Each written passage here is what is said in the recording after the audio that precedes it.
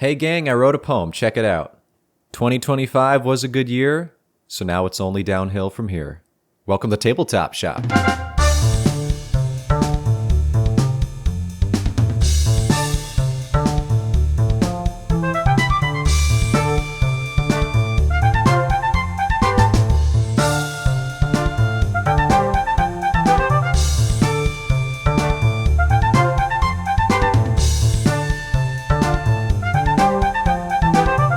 Hello, and welcome back to the Tabletop Shop podcast.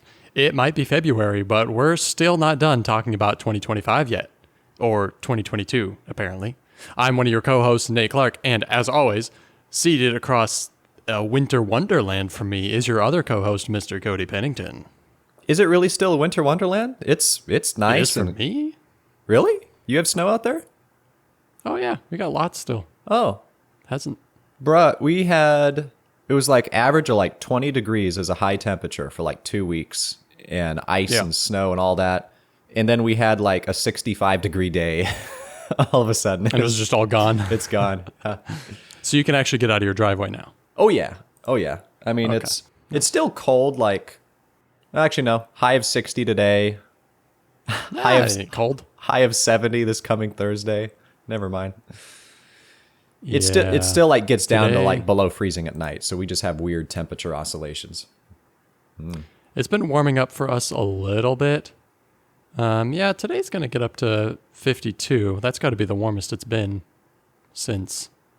But yeah, we still have snow everywhere. Hasn't gone anywhere. Weird. Okay, well, across your winter wonderland, here I sit in the throes of sunshine and green grass. Cody, intro question for you. This will be interesting. In your opinion, do deck building and bag building deserve to be considered the same mechanism on Board Game Geek? Because I believe they are right now. They're Really? lumped together as the same mechanism. How do you feel about that? Let me think about this. Bag building, of course, being you're putting things in a bag and then drawing them out, usually not all of them. Oftentimes push your luck, but not always. And then, of course, deck building being, Dominion and other things. Like that. Here's the thing. They're so similar. Deck building is slightly different, though. Because, Nate, in terms of just like randomness, like deck building, the randomness is decided in advance when you do the shuffle. Now the randomness is set in. Bag building, it's like the randomness is determined each time you pull something out of the bag. Right. So it's still completely random, except I was just trying to think through, like, are there any meaningful differences? And probably one of the only ones I can think of is like the deck building mechanism where you can rearrange the top cards of your deck or look at the top card of your deck so you know what's coming. You can't do that with bag building. You can't like look at a piece, throw it back in, and then draw that same And then know piece where back it up. is. Yeah. Yeah, so deck building is linear, right? There's an order. It's randomized, to your point, but it's still a definite order that's not going to change unless you definitely change it. Whereas, bag building is completely random every time you pull out a piece, so you can't prescribe anything. Yeah. Yeah, exactly. So the question is, do you think that they deserve to be the same mechanism on Board Game Geek, or should they be separated? Because of that, no. I mean, certainly there's the argument of the physical element, which again doesn't affect the randomness, but it's like, you have a deck of cards versus a bag of pieces. But probably just because of that point, I feel like it's worth being different. Now, granted, there's some games where that doesn't matter. Probably some deck builders where there isn't a rearranged parts of your deck. But I feel like most of them are that way. Yeah, even the basic ones like Dominion oftentimes will be like, draw 2 cards, put one back on top, right? Or look at the top card of your deck, discard it or leave it. Like stuff like that. And that's like the most basic of deck builders, right? Yeah. So I think the reason they shouldn't be considered the same is that while they share DNA, I wouldn't say that like somebody who likes Dominion is going to like Quacks of Quedlinburg because they have a similar mechanism. It's very, very different. It's a very different vibe. And that's with quacks being push your luck, right? So if you take something like Orleans that isn't necessarily push your luck as much, I still wouldn't even compare it to something like Dominion. Have I? I don't think I've played Orleans. Have I? Have you taught me? No, I don't think you've played it. Okay. Here's the deal. I don't know how many bag builders I've even played. So I may mostly just be functioning off of quacks. But with that in mind, I wonder if deck building is more focused on like the trashing mechanism. Because you can't trash pieces in quacks. I'm trying to think of literally any other bag builder I've played. Any other deck builder? Or pool bag builder. My guess is that trashing cards is more focused in deck building, where you're refining your deck. I'm assuming bag building is you just keep throwing stuff in there. Now, why would that be, though? Because, I mean, if you have a bag builder that has bad stuff in your bag, then you would also want to get rid of that, right? Mm-hmm. So, like, quacks, it's pretty rare to be able to trash something. I think there's like one spell card that's like remove a cherry bomb, right? Yeah. I think the reason is because they found the perfect balance to like if you're able to trash, a couple ones, all of a sudden it totally changes the dynamic in your bag and you have an extreme advantage over other people, right? So I think the balance is too tentative in something like quacks, but I could see that something that's a little bit more loosey-goosey might not be as big of a deal for you to like trash stuff and add stuff. And but I honestly haven't played that many like bag builders either. So okay. But from at least any of the other ones you played, is there a trash mechanism that you can recall? Yeah. Orleans has something like that where you can take an action where the piece you're playing permanently stays on the board. So like you use it to take a specific action and you never get it back. So that's basically trashing. Yeah. And it might be a good piece, it might be a mediocre piece, whatever. But it's like if you go here, it's staying there for the rest of the game. So you do it strategically. Okay. Nate, that was a good question. There was some good discussion. Thank you. I'll take a bow. However, I'd like to introduce a new segment for the podcast, which is a juggling demonstration. We're going to start off with the basic cascade. Oh, yes. Good content. You didn't hear anything. Cody's new thing is juggling. Yeah. Great for the podcast. That's where we're at. Well, did you play any games that you want to talk about? We haven't recorded in a hot minute. We haven't, and you want to hear something real sad? Is I have not played a single new game the entire year. I've not been on my new game spiel, my spree or whatever. The spree. Your new game. Yes. Actually, that makes a little more sense. However, so I'm pulling up my doc over here. Mm-hmm. What's funny is that I played 27 unique games so far. So I'm playing plenty of games. I'm just not playing any new games. However, I was able to play, let's see, Underwater Cities, which I have not played in over a year. So I've already played a few games that I have not actually played at all the previous year, which was kind of fun. I think basically a new play. Basically, right? Yeah, guys, want to talk about Underwater Cities, the new hot game from Vladimir Suchy. And it's very good. Suchy. Yeah. Oh, and you saw my dope over 500 score for Nidavellir with expansions. I was very proud of that. Yeah, I don't remember what a good score in that game is, but 300 something is average? Probably something like that. It kind of depends. Yeah. The expansions are going to add some more scoring opportunities, so there is that. But didn't you also say you were sandbagging a little bit towards the end to like be nicer to Kirsten? Yes, I was. I was negotiating. By negotiating, I was like, all right, all of my bidding pieces are like basically higher than your highest bidding piece. So you let me know which one you want. I won't take that one. But I had I don't know. It's been a while since we've actually played Nidavellir together, but I always like trying to work on those bidding coins, getting those built up as fast as possible. And so we were playing with the Thingvalier expansion where it adds like the special extra camp cards, and I got one that lets you do a +2 conversion and a +3 conversion to any of your coins. So I did those to like my 2 lowest coins. So at that point, like my lowest coin was a 4, and having like the lowest common denominator is what increases that arc over the course of the game. So it got me some really good coins. The exponential effect was game breaking. Yeah. I was very proud of the fact that, what was it? I mean, there was a point where I had like the 25 coin and I had like a 23 and then like a 19. So it's like I couldn't do conversions anymore because there weren't any coins left that I could do. And I was like, nothing that's 52. No. And I was like reading in the manual, it was like, in the very rare event that there aren't any coins high enough for you to take, then you should just take the lowest one available. And I was like, Yeah, of course. yeah.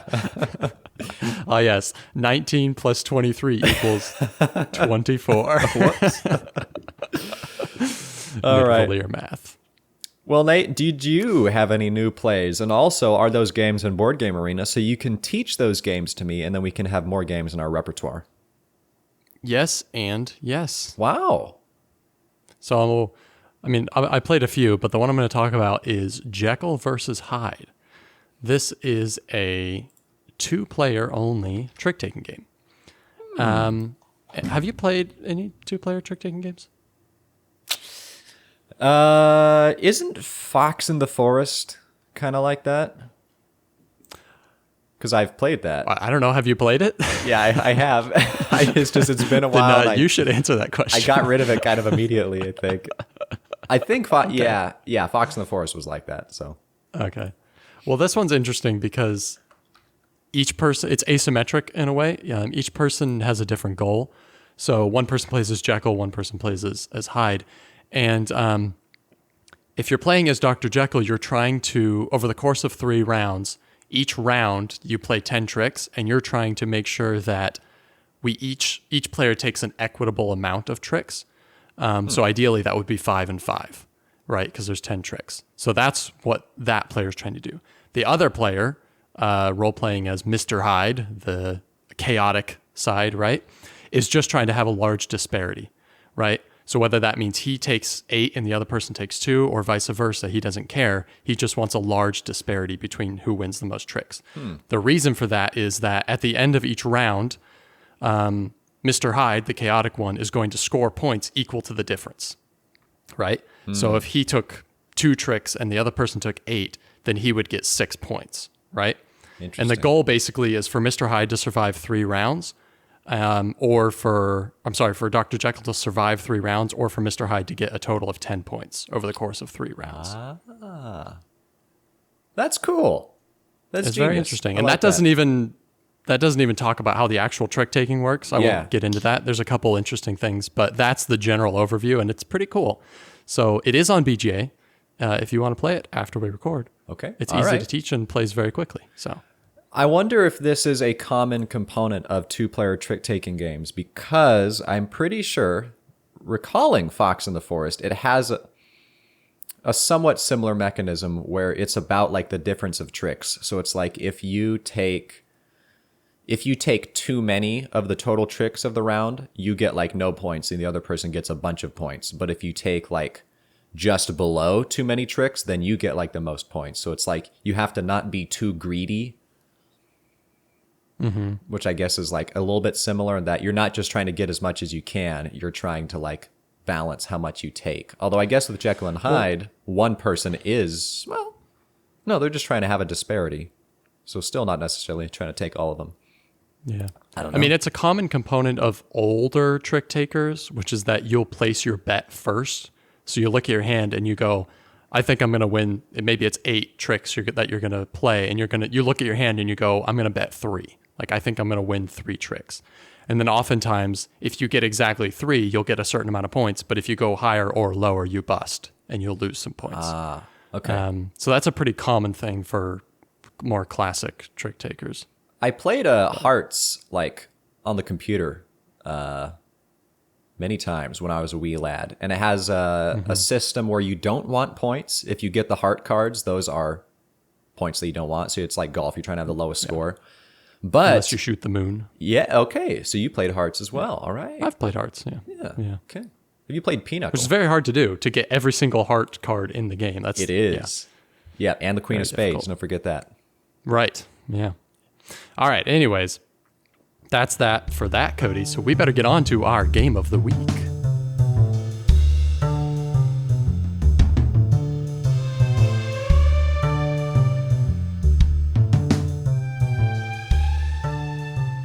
Alrighty. This is a game that I played 2024, I think. And then I think the first time you played it was when you guys came to visit, right? We didn't start playing on BGA. Yeah, played it in person, which is a nice experience. At a 4-player game, too, wasn't it? Yeah, was on it? Yeah, Anna was playing. Dude, how did we fit that on the table? That's I don't crazy. know, bro. It was scrunched. I remember that. All right, well, anyways, our game of the week is Revive, published by Aporta Games, designed by, I'm looking it up, but I know it's like Ostby and something or other, Helga Meisner, Christian Ostby, that's right. Elif Svensson, Anna Vermlund.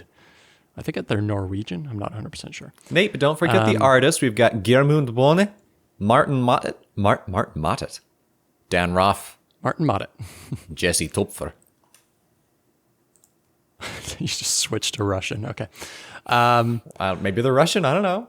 I don't judge. Revive is a very intricate game of it takes place predominantly in a spatial element. So you're interacting with other players on a board, going out, exploring tiles, flipping them over, competing for spots on the board. But you kind of have three main actions, which is to build buildings, which gives you benefits and movement on tracks, populating spots, which will give you end game scoring as well as special abilities, and then the actual exploring action, which also gives you like new cards and stuff like that. In a way, this is kind of a deck builder, but basically the biggest part of the game is that on your player board, you have these three interconnected tracks that you're slowly moving up on as you take actions over the course of the game. And as you move up on these tracks, you will unlock slots that you can put special abilities into and end game scoring and other fun things like that. There's also a mechanism by where you are playing cards, but you're tucking them into your board, and they're kind of double-sided, so you can tuck them in the bottom or the top for different abilities. So it kind of goes back and forth, taking it like Terraforming Mars style. You can take, I guess, one or two actions, and then it goes to the other person, and you keep going around. Everyone's taking one or two actions until you pass, right? When you pass, it's kind of a reset action for a few different things in the game, and then you move forwards again. It's also a little bit of a race game. But not mutual. It's not like TM where there's like an era you play through. It's just you'll do an income turn tapestry style. Like Tapestry. Yeah. Yeah. And then the game has a bit of a race tempo to it, maybe in the same way that Scythe does, where it's a player-determined end trigger, where you're collecting these alien artifacts for some thematic reason. Yeah. And, I mean, those are multipliers for different scoring objectives, but also when they're all gone, then the game ends, right? So that's Revive. The setting is post-apocalyptic. The idea is everyone's been living underground for like generations upon generations. Mutating. Not sure how. Yeah. Inbreeding, perhaps. Oh, okay. And then you're all coming, your different factions are re-emerging since the surface is potentially habitable again, and you're trying to revive the planet. The description says it's 5,000 years after everything was destroyed. So it's a while, dude. That's insane. That's far-fetched. It's a little far-fetched. Everything gets destroyed somehow. The fall of humankind. Anachrony. And then, sure, let's say this takes place in. The question is, man, 5,000 years is so long. Just thinking about whatever people survive, go underground for presumably Fallout-esque reasons, and yeah. And then I guess over the course of 5,000 years, create their own civilizations with nothing? Like they're living underground. Like what do you... What do you farm? I don't want to get too deep into Yeah, that. what is there? The I theme's don't know. not that important. It's actually very thin, honestly. The theme's very thin. It's just a Euro game. Hey, but the Falmer do it, okay? We just do. have a Falmer situation on our hands. But the Falmer have the like leftover Dwemer ruins to live in. It's true. They're So, very primitive people. the question is, what was left behind at the beginning of that 5,000 years? Maybe these people had some weird juju going on. I don't know. Maybe. But everything's in ruins that they're living in. And they're obviously very primitive. Like they used to be snow elves, right? But then they become Falmer, kind of in an orc-like. But in Revive, apparently Degeneration. there's alien artifacts, so maybe there's like old tech or something lying around. I don't know. Yeah. Anyways, Cody, what do you like about Revive? Nate, I'm going to start off with my point number 1. I love that idea. juicy resource system. That's what I'm throwing at you. And I was thinking about this. So, there's only 3 types of resources. You have your books, your food or provisions, whatever it is, and your gears, I guess. Yeah. And then there's like the wild resource. And there's a resource limit, so you can only have 6 of each of the normal resources and then 3 of the wild. And you got to spend those puppies to do all the things that you need to do. And I was thinking about it, and I think that Revive has the perfect amount of scarcity for resources. So there's some games like Agricola, or I was even thinking of Lost Ruins of Arnak, where it's just too much pain. Like you're scrapping to get like 2 resources and you immediately spend it, and you're just constantly like you're just in drought of no resources. It's not very satisfying, often. Right? It's kind of more it's more of a burden the whole game. But then there's some games like maybe Architects of the West Kingdom, or even a little bit Underwater Cities. I hesitate with that one because I love Underwater Cities, but there are instances where you can just get so much resources. Like the last game I played, this is probably just a sign that I wasn't being efficient, but I could not spend all the resources I had. It was a little bit frustrating because there's like limits on where you could go. It was a 4-player game, so there was just less space on the board. But anyway, there's the opposite end of the spectrum where you have so much stuff that there's this frustration that you can't like use all of it, I guess. Revive is like the perfect balance where it's hard to get resources. You can't get very much at a time necessarily, but you can manipulate some moves to where you get multiple turns throughout the game. You're like, oh, I have like 6 of this. I'm going to do this and then immediately do this next thing. And it feels real good. It's, it just does a great job of that. So that's my number 1. I wonder if what helps with that is the fact that you get a lot more actions than you do in the other games you were mentioning, like Agricola and Lost Ruins of Arnak. You don't get as many actions in those. I mean, Lost Ruins of Arnak, you get you only have 2 workers. You can also place cards, but I feel like you take a lot more actions in Revive than you do in those other games. And so still some turns you're just like, oh, I only get 2 resources this turn, just like you might in Arnak.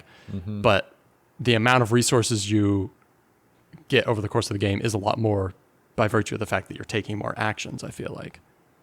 And I mean, games usually can kind of tell you what the scarcity of resources should be according to how much the stuff costs. So in Arnak, like lots of things cost like 2 resources. So it makes sense that it's really hard to get anything.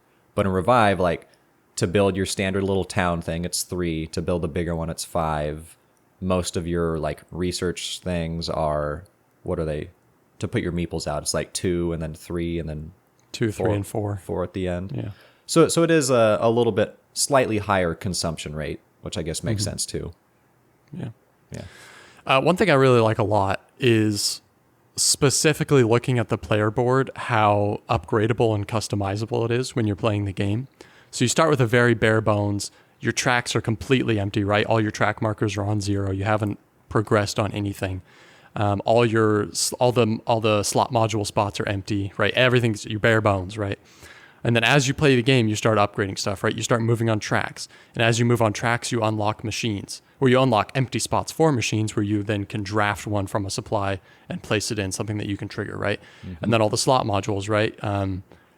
You can start to customize your card slots so that they trigger more things when you place a card into them, which is super fun. And even the fact that some cards have that little, I don't know what you would call it, but that ability that you can slot another card into a card, basically. Yeah. Just all the ways that you can.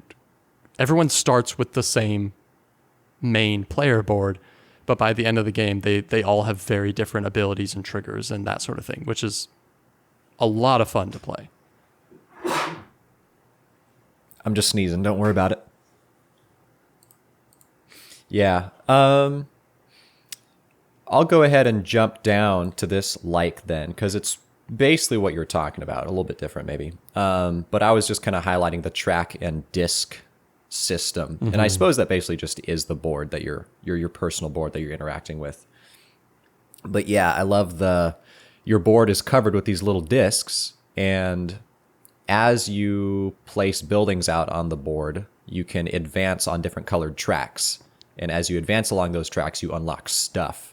So you'll uncover those discs. Those have their own thing. You get like immediate, well, they'll earn you points no matter what at the end of the game. Sometimes they let you get an artifact. They'll give you lightning. So it's these cool little juicy things that happen just because you advanced on the tracks.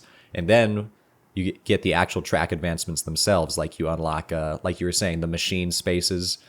And yeah, that's really cool how you can customize and build your own little engine where you can, it's like a market where you can pick different colors of machines to add to your board. And they give you the little free action one-off things you can use.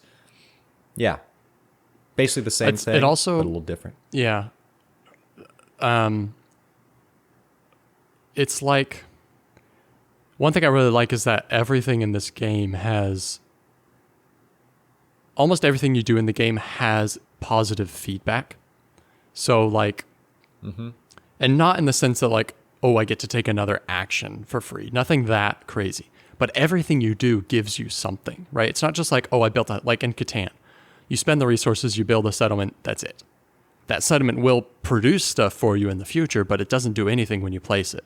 But this game, like when you build a building, you're building it intentionally adjacent to things that are going to let you move on tracks or give you stuff if it's next to a lake, right?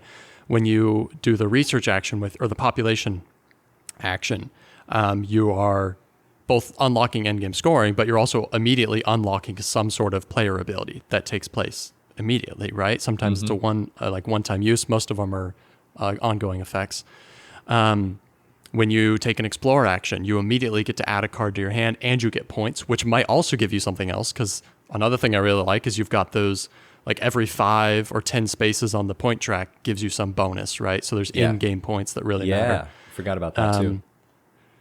And so everything just has positive feedback. Like everything has like every action you take has a positive reaction, right? It gives back a little bit instead of just doing the thing it's supposed to do, which is, again, it's like an endorphin thing, I think. It's just very satisfying. It's like there's just little rewards sprinkled throughout the entire game. It's very satisfying. Yeah.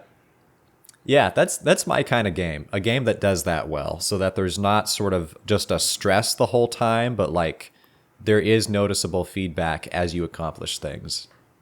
I gotta make a note of that, Gotta take things like this and be like, when you design a game, don't forget that element. Also finding more games like that to play. And we need to just give a quick shout out. Revive is number 90, so this is a top 100 game. It is. In existence. I wonder, do you think that's moving up or moving down? It is 2022. Historically, yeah, I think I think it peaked a little higher. I think it's moving down now. Okay. I'm not 100% sure on that. I feel like it used to be in the 80s or something, and it's moved down a little bit. I'm sure somewhere there's some website or something where you can track the history of a game on. I was just going to ask ranking, that. Yeah. But we should petition that BGG should just add that so you can look at the history. I'm sure they have it. So, it's just about the annoyance of trying to integrate it into the website. But. All right. Tabletop Shop fans, time to start that. Hey, Nate, do you know how like channels and stuff, their followers have like little names that you call them? Okay. Yeah. I'm talking about what do we call the fans of Tabletop Shop? The shoppers? Customers. The patrons. Yes. Artisans. The bottom line. The what? Artisans. Yeah. Because it's not, listen, we call it Tabletop Shop, but our logo has like the hammer and the wood saw. Yeah. So it's that kind of shop. The craftsman kind of guy. Yeah. Exactly. Yeah. Apprentices. Ooh, apprentices. Ooh, the journeyman. No, journeyman's the leader, Cody. No, that's So the people that are. isn't that like a master, an expert?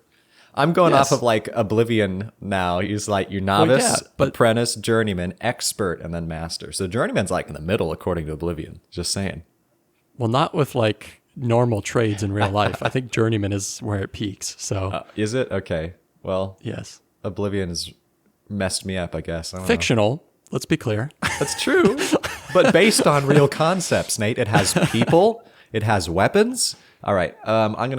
Let's go to our next like now. Because that was your like, right? Is it my turn? Do I Yeah, get I to think go? so. Okay. Sure. Nate, I like the card play system. So you've got, well, there's multiple elements. Just as a side note for all of these likes, this game just has so many unique things. I think it does an excellent job. Maybe this is becoming my actual like now. I was just kind of mentioning this as a side, but Point within a point. right? There's some games that like they have one or two, maybe three like unique aspects to them that like make them fun. And sometimes that's all you need to make it a unique game. When I was sitting down trying to come up with likes for this game, I realized that's like every element of it is a pretty unique concept, and how it's all brought together is very clever. So just want to say that. It's cool. But the specific thing I was trying to highlight as one of those examples was the card play system. So the cards, they cycle through. It's very, very loosely a deck builder, but to the extent of where like you kind of just It's more like alternate hand hands. management. It kind of is, Yeah. except the cards that you play in a given round, it's very unlikely you'll have them the following round unless you use a one-off ability. The reason I would not call it a deck builder, and maybe this is not part of the actual definition of deck building, but there's no randomness. You never shuffle. It's all you're in control. Yeah, okay, of that's a good point. what's That's a where. good point. Yeah, because you draw your entire discard pile, don't you? There's not a hand limit. Yeah. Okay, well I don't even know And what they to are call all it. just active at the same time. So you don't have a draw pile. You have an active area and you have your discard, right? And they basically just, they don't even swap because whatever you don't use stays, right? And then at the end of the round, you take your entire discard and add it to your active cards. And then everything that was tucked in your player board just goes in your discard, right? So, I mean, it does have deck building elements in the sense that you can acquire new cards and use them. But there's no randomness and there's no draw pile. And yeah. So this is, I'm realizing, Nate, this is just the barrage wheel, but like with only two sections. You put stuff Makes in, it a lot nicer. all right? And you get it back, so you know it's coming. Yeah. It's a seesaw. Yeah. Well, actually, kind of. Well, anyway, it has that system, and on top of that system, so you're cycling your cards, you're trying to plan what you're going to use. I mean, you kind of just use all the ones that you have, and then you go through them. You can get some better cards that you add along the way. But you get to choose if you're going to play the bottom ability of the card or I'm talking to you on the camera, so I just said bottom and I did the top part and the bottom. But yeah, the top and bottom abilities, you get to choose. And usually the bottom ability, I don't know, the top ability gives you resources is almost always what it does. The bottom ability is usually some sort of conversion or something more interesting that you can do. But there's slots along your board. We have 3 top actions you can do and only 2 bottom actions. Am I recalling correctly? As far as the actual slots modules that you can put in? On your personal board. Well, not the slot modules, but where you can place a card at the top of your board, but now you can't use that spot again. You have to have there's remaining top No, there's slots. just 2 on the top and 2 on the bottom. And There's then only there's two the of two? 5th one on the side that you can unlock. Okay. And then each of those can be upgraded to where those abilities become stronger later in the game. But anyway, I just think that's a really cool system because not only are you deciding what card to play and where to play it in certain upgradable spots, you're trying to decide, do you want to take the bottom or the top of this ability? And yeah, it's very clever. I like that. And then there's even a little spot in the game where you can, if you choose to progress along a certain tech track, you can unlock the side slot. And now you can play a card either as top or bottom, but only once per round. And I just think that's Which clever. I almost never do, right? actually. I don't think I've ever done it. Maybe I have unlocked it just to get the population guy and like 2 extra points, but not necessarily for the ability. And the thing is, for that spot, like that side spot has 2 places you can put slot modules, and one of them is an instant activation, and you can put one there, I believe, no matter what, even before you unlock the spot. So if you're like you're right. really want to get that resource and all your other immediate ones are taken, you can still put one there to get the immediate resource. So, yeah. Yeah. Maybe that's, I think I have won twice, and we've probably played this close to 10 times at this point. Probably. Yeah. Maybe. And I've noticed, I think you are more excited to just get that one-off thing from the slot module, whereas I try to like stack them and make a strong spot. Maybe that's just not efficient for this type of game. Maybe I need to switch up my strat. It depends on how you play, because if you have more machines and stuff that let you remove cards so that they can be reused in the same round, that's really good. But if you think about it, most games only go, like, how many times do you take a hibernate action? Like 3 usually? Good point. 3, maybe so 4. How many times are you actually reactivating the same slot? So I almost always, not every time, but I almost always hit those 4 immediate ones first on each slot just to get that immediate bonus, right? Oftentimes because I'm just short-sighted and I want the resources because I want to do something fun, right? But also I'm just thinking about how often you're actually going to reactivate and benefit from having multiple there that are the same.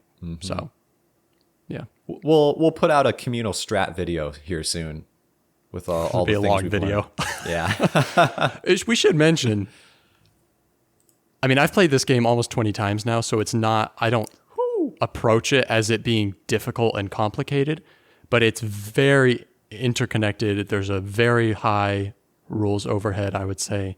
Even though there's really only 3 main actions in the game, it's all the cascading effects and all the symbology. There's a lot to take in from the beginning. So yeah, a lot of rules. Okay, something I really like about this is there's a constant a competition throughout the whole game, competing for prime real estate on the game board.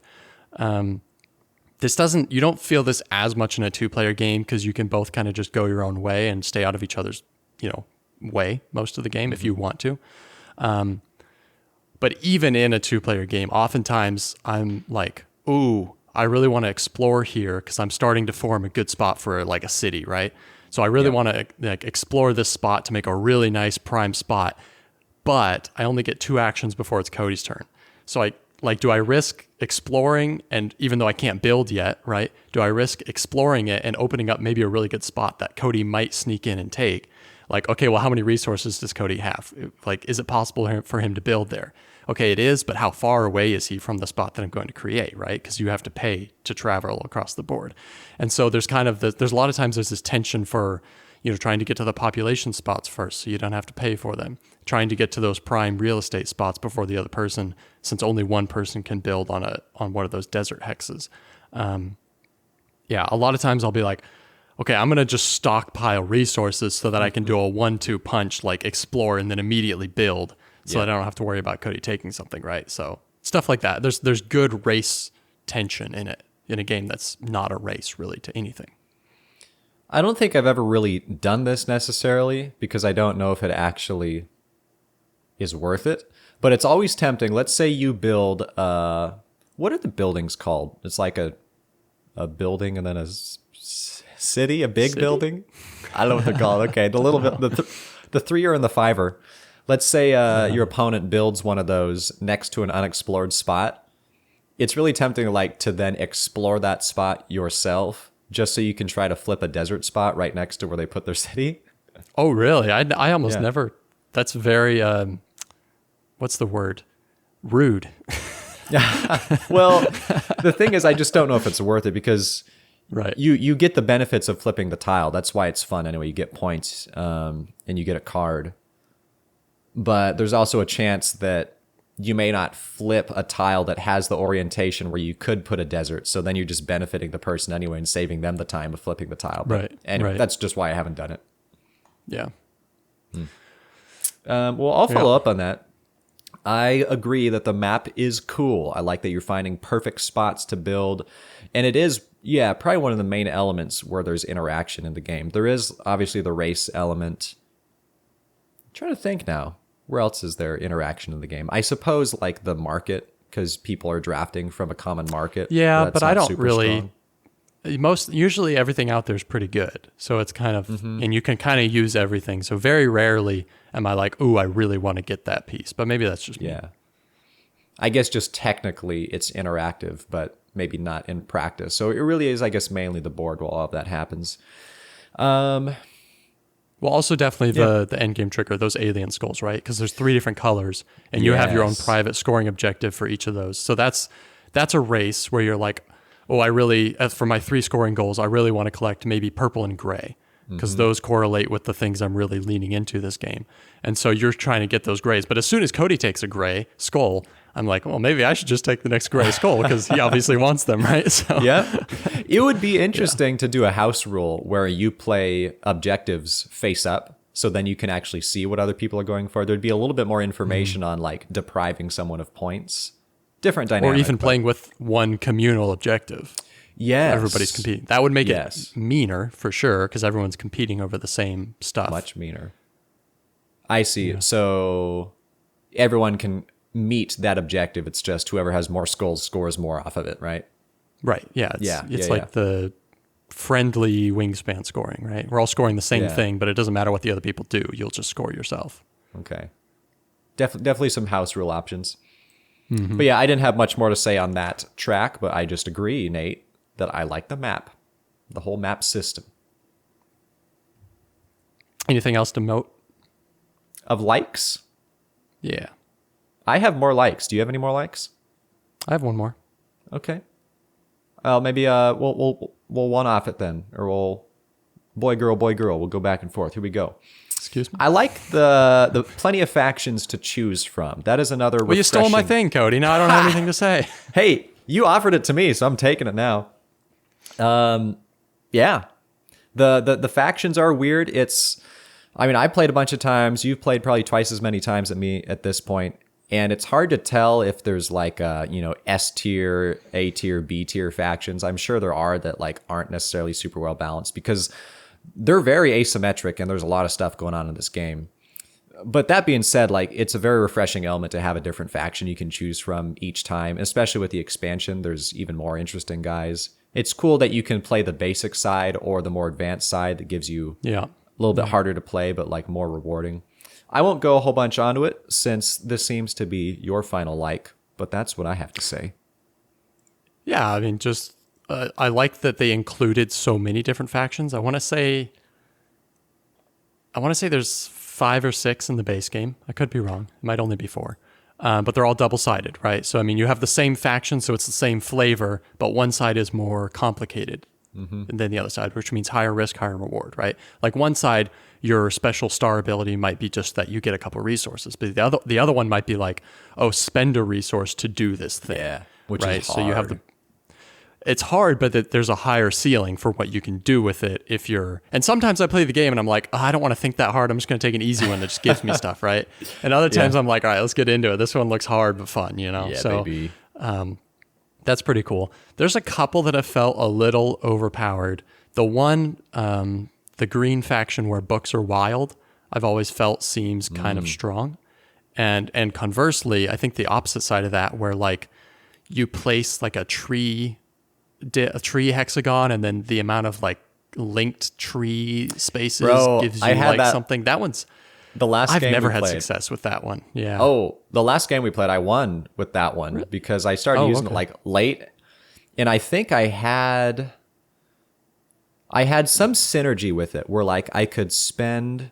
Actually, no, I think that faction has an ability where once you like unlock it, books are wild, and I was like placing links and getting like 6 books at a time. Jeez. And I think I sent you a screenshot. BGA like glitched and it gave me a total of 9 books. I was like, this isn't right, right? Yeah. But anyways, just in general, each faction comes with their own little tech tree where the top 3 spots are all the same on every board, but then those middle, the star ability, the base ability you can unlock, and those 3 middle tier abilities are all different. Yeah. For the most part, from player to player. So it's pretty cool. Other than That's it for me. I think the center ability is always the unlock your side slot. Yeah. Yeah. Well, I'm just going to close this off. This is a kind of a default answer for lots of games if they qualify, but it's a cool vibe. It's a little different at first, and the art is a little bit funky on some of these cards for sure. Yeah. But I think overall it comes together to make an interesting and unique experience. Both with, I mean, that your player board is a control panel. It's entirely thematic. It's like what you're doing does not relate at all to like a control panel would be doing anything like that. Right, But yeah. it's cool that you literally have a switch action. You can like move the little switch down and like do a little thing, right? Get the discs off. Yeah. And I guess the concept is interesting too. 5,000 years in the future, you've got to revitalize the planet. Admittedly, Sure. I had seen this game. Maybe that's a negative that it has going for it. Hearing the concept just didn't sound interesting. It's like, okay, revive like the planet. Okay, is this like cheap terraforming on Earth?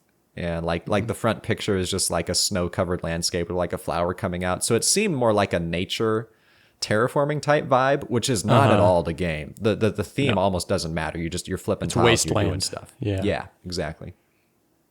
Yeah, no, I think the cover art's very captivating and cool. I don't think it in any way reflects what you actually are doing in the game because, like you said, I mean, you look at the cover art. I personally think it's really cool, but it may not be. Somebody may see that and not be interested in the game, and then see a picture of it on the table and go, "Oh, okay, it's that kind of game, right?" Now I know.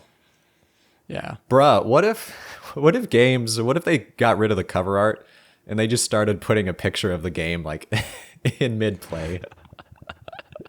so basically, what the back of the box usually is. Yeah, just flip it. A little more practical, maybe. Well, that's the importance of having a good picture on the back of the box, right? Like if somebody walks into a store and they don't know anything about the game, all they have is the cover to draw them in, and then the back of the box that hopefully shows the game on, a digital version of the game on a table or something, so you actually see what you're getting, right? So, I'm going to start storing all of my games upside down now. upside down? Yeah. So when you pick them up, well, I guess you store all of your games sideways. Most Yeah. of mine are like stacked. Oh, I but see that what way you're when you saying. pick them up, you see the other side. All right, let's get into negatives here. Whoa. Hey, I want to do a neutral, okay? I've got a Oh, neutral okay. for you. The skull objective cards is my neutral. And here's the reason why. These are, it's fun that they give you unique things to shoot for, but you get to pick from 2 objective cards at the beginning. You have no idea what your gameplay is going to be like. It's almost like Wingspan kind of has this, where you have no idea what sort of cards you're going to come across over the course of the game, but you just kind of pick an objective card and then try to go with it if it works. There's a little more thrust to really try to make your game match what you get.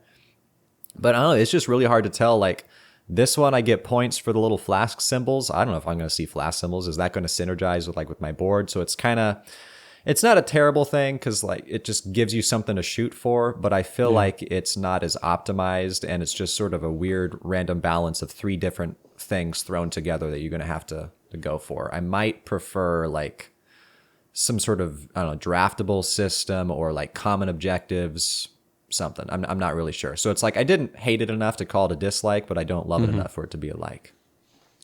Yeah, it's not.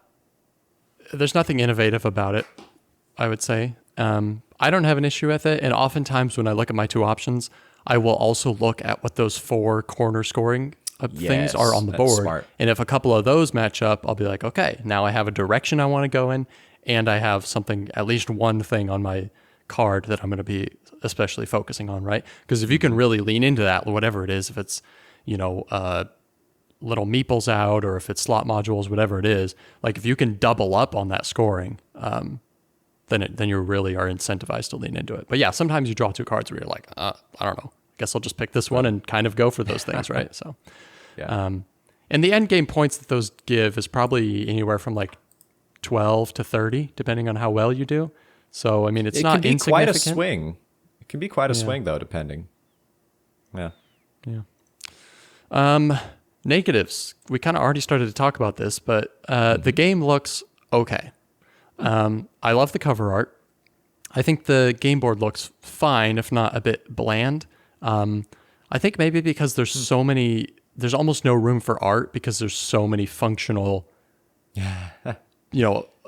graphic design going on that there's almost no room for art, right? And so the only art you really have is your personal character, which actually I think looks really good cool in all cases.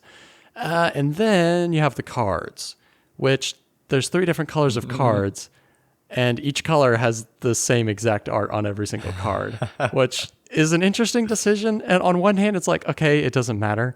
On the other hand, it's like, this is a really expensive game, and they obviously did everything to the nines, right? And every other area of the production. But it's a bit odd that they didn't like get a little bit more art for just a little more immersion. Like, I want to see more of like of this race and that race and the robots. Like, I want to see some other stuff in this world. And it's just the same art for every single card in those 3 different colors.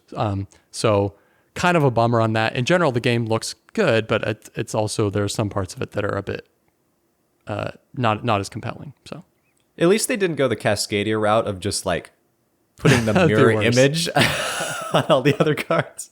That's so insulting. Look, we have 2 arts, 2 of the arts. They're different. Trust us. Yeah. Yeah. All right. I only have a single dislike, and this is not a knock on the game, I don't think.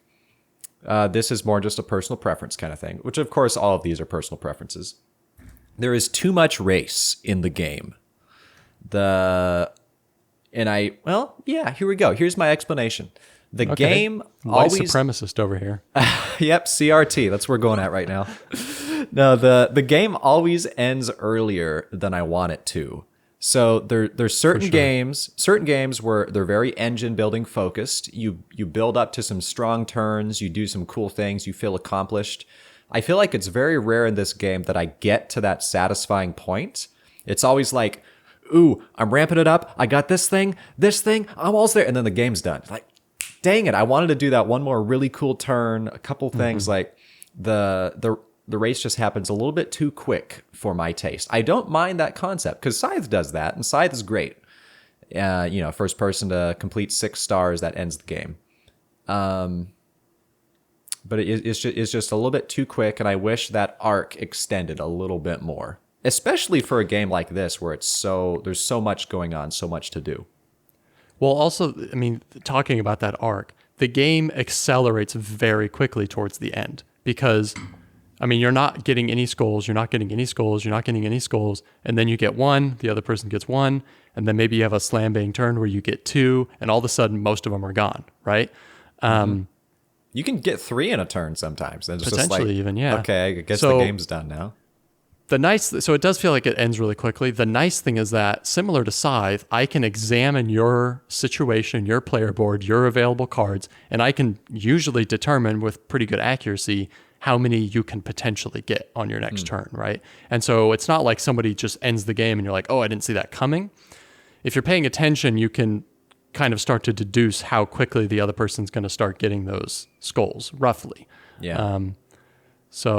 But yeah, I mean, I understand that coming from you because you also don't love games that have race elements. And this is a player-driven end game that comes very quickly as opposed to, it's a very slow, I mean, it's no build at all, and then a slow build, and then boom, it's just... Yep, it's just done. It's over, so, yeah. Any other negatives from you, homie? A couple other little things for me. One is that there's a lot of really small... Oftentimes, there's a lot of really small, uninteresting actions in this game, right? There's really cool actions where you do lots of stuff that have cool cascading effects. And then there's other turns where I'm like, okay, I just need resources. So I guess I'm just going to tuck 2 cards and pass, right? Yeah. Not really a knock on the game. It's just kind of how it is. So that's a minor thing. Sure. And then also another thing we kind of started to touch on, which is just that I'm not sure all the faction abilities are comparable. Some seem easier than others, some seem harder, some are definitely more interesting. And also talking about those mid-row tech abilities, there's been times where I'm like, I don't really want any of these, like maybe it's just because of how the game's gone. And I'm like, oh, none of these are really that useful or that interesting, right? So I don't know. It's not super exciting all the time, but that could be a very personal, subjective thing. So Sure. Well, I don't have any more dislikes. And I was telling you when we were talking yesterday, I have a lot to say about this game, and I had a total of 6 likes, a neutral, and a dislike. It's a lot of things. pretty good, man. A lot of things, yeah. Yeah. I'm a big we- fan of this game. I know you like it. I love it. It's a 9 out of 10 for me. Hey, it's a 9 out of 10 for me. It's definitely a top 15 for me as of right now. Yeah, it's absolutely fantastic. Fantastic. It is spendy. I mean, a used copy you would probably run $50, I would assume. The new copies are more like 70. So it's not a cheap game, that's for sure. But Man, yeah, it is expensive. At least I know a guy who has it. Gonna cough it up here soon? Yeah, maybe. no, I think this one's staying in the collection, buddy boy. Your poor sun-drained collection. Do you cover your games now? Yeah, ish. More so. I'm more intentional about closing blinds at certain times of the day. So Okay. yeah. Well, that's a different topic. Nate, we're an hour into the podcast just from talking about Revive. We should probably fly through our next section. Mike, give us that transition, Mike. And tabletop shop, your place to stop at the tabletop shop. I like to stop at the That's pop. tabletop shop. I like to stop at the tabletop shop. I like to stop at the That's pop. tabletop shop. I like to stop at the tabletop shop. All right. We are going to be talking about, like I said, we're still in 2025. We're going to be talking about our top 10 games that were new to us in 2025. None of these on my list are games that are actually from 2025, sadly. I did play a handful of games from 2025, but none of them were good enough to make the list, which is kind of depressing if you think about it. It is kind of sad. But yeah. I'm doing a quick check of mine to see. Oh wait, what about that one? What about that one, Nate? Nah. I have a few 2024s on here, but Yeah, I have a no couple. 2025. Yeah. All right. Who's going first? I also wrote down 10 guesses for you. So we'll see, not in any specific order, but we'll see if how many of those I get right. I'll give you 10 guesses for what my least favorite new play of the year was. Your least favorite new play of the year. Hey, Voyages of Marco Polo. No. Did you put down yours? You told me we should do our least favorite. Okay. Yeah. So what was your least favorite then? Nate? Oh, I know what it is. Never mind. All right, what is it? Is it Kuhandel Master? Yeah. Yeah, definitely not your kind of game. Stupid bidding auction games. And I almost won that game too, but still, it's just like, I hate this. Please give me something else. My actual game that I liked the least was a game called Planapita, which is a dexterity game where it takes place. It's like a tiny little board, and you have like these magnetic discs that you're kind of flicking in like a shuffleboard, crokinole kind of a thing. And it was so fiddly. The production was awful. The flicking just didn't work. It felt like such an underwhelming production that just totally ruined the game. So that was a very disappointing play. But I added another game that was one of my least favorites because I was fairly certain your least favorite would be a game that I taught you. So I put one on here that you taught me. Harry Potter Hogwarts Battle. Yeah, Terrible baby. Terrible game. In my defense, that is on the sell pile. And also my defense, it was Kirsten that wanted to get it, not me. Yeah, but you were like pushing it on us while we were here. I think everybody else was like, I'm not really sure we want to play it. You're like, no, we're going to play it. Dude, I wanted us to have the experience so we could all share it together and have a great memory of hating the game. Alrighty, well, without further ado, let's jump in here. My number 10, I think you can get this in North America now without having to sell one of your children. This is Ostia.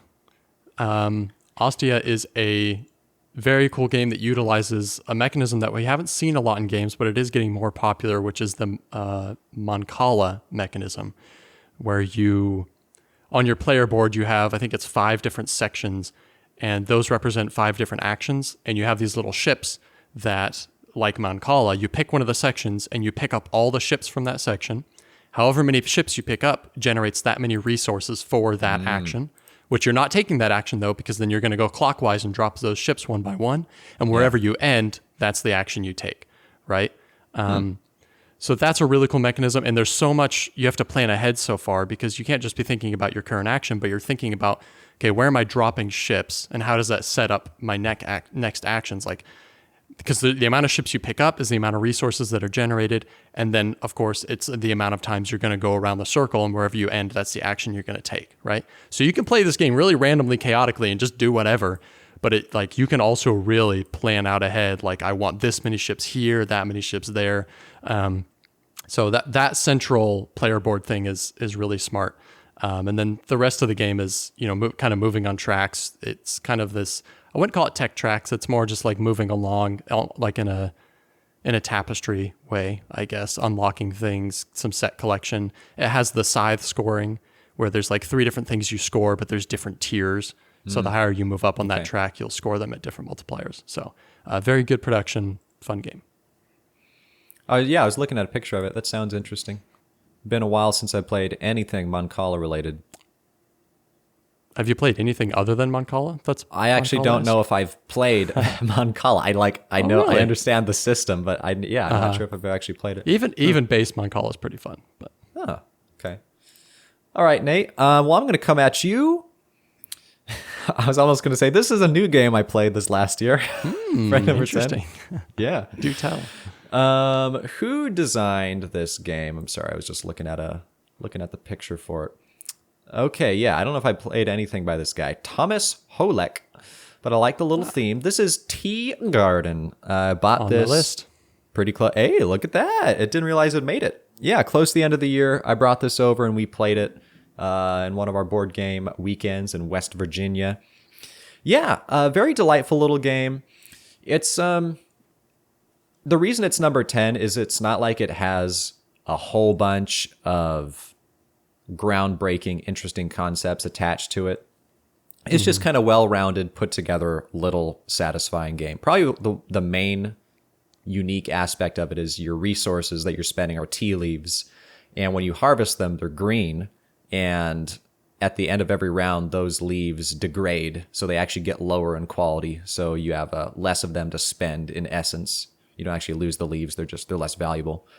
But if you take the time to process them and turn them into black tea leaves, you flip them over, the green becomes, well, it's brown, but it's black tea leaves. And now every round they increase in quality, which is pretty cool. That's a fun little system. It kind of has some interesting little like deck building mechanics to it. It's a pretty large deck that you're working with, so it's kind of hard to cycle through everything. But there's definitely ways that you can work with it. One of my little complaints is that the map portion of it is a little bit boring. It's very predictable in that you expand and you put out your next little tea garden, and now you'll get some more leaves. It's not like there's really anything super interesting about that aspect. There's pretty good interaction in that, though, because there's some first come first serve benefits for different territories. There's a little bit of a race to it, yeah, and you do get like some little bonuses, but everything around it is pretty cool. I like the contract system where there's like an open market for these tea deliveries you can take, and then you can try to get the more advanced cards and the strength that you play. There's only a certain number of cards you can play each round, and yeah, it's a fun little game, worthy of being mentioned as a number 10 for the list. I was surprised by how much I liked it. When I say it was on my list, I don't mean my top 10 of the year list. I mean on my list of guesses for games that you would pick. Okay. Yeah. I was surprised. That's like, wow, Nate put this in his top 10? Okay. I do like it. I have it ranked 72 on my top 100. It is a good game. But that's a good question. Where does it fall for me? Okay, 47. yeah, So, that yeah, tracks. pretty good. Cool. All right, Nate, what's your So number 9? all 10 of your games made it into your top 50 then. That's nice. If I believe so. If logic tracks, I didn't just here's the thing. I didn't just take the top 10 highest scoring games from my top 100 and put them over. I just kind of because sometimes after doing Pub Meeple, there's hard decisions you make and things get mixed up a little bit. And it's like, whatever, it's good enough. So I went through and I actually thought about and redecided what my top 10 were. Yeah, so just put that out there. My number 9 is a good old armpit of Germany ugly game. This is, man, it's ugly, bro. Is this a Stefan Feld game, Nate? No, it does have Dennis Lohausen art, though. The budget Clemens Franz, as it were. No, this is an Andreas Steding game, which I believe this is definitely his most popular game. This is Hansa Teutonica. This game is it's a kind of a route building game and area control game. It's very interactive. It's very non-thematic. I don't know if you're looking at any pictures of the game. It is actually, dude. I'm looking at the cover of the game. It's just that's one of the worst cover art Dennis I've ever Lohausen, seen. bro. What are you gonna do? All right. Something I love is I learned this game from a video. Shout out to, I believe it's Nithranya, does some pretty good teaches. But something I love. I watched his. Okay. In this game, you have like traders and merchants or something, which are your cubes and your discs. And he goes, at the beginning of the game, he's like, cubes are traders and discs are merchants.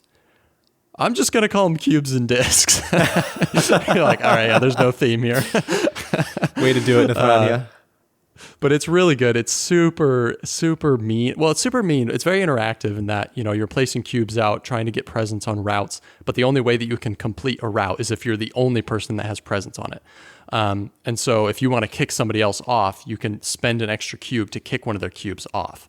But they don't just lose it. They get to move it to an attached route and also add another cube for free. So it's a really mean game, but it's not it's a really cutthroat, but it's not super punishing because the person that gets the short end of the stick still gets bonus stuff. And so you're competing for spots, competing for presence in cities.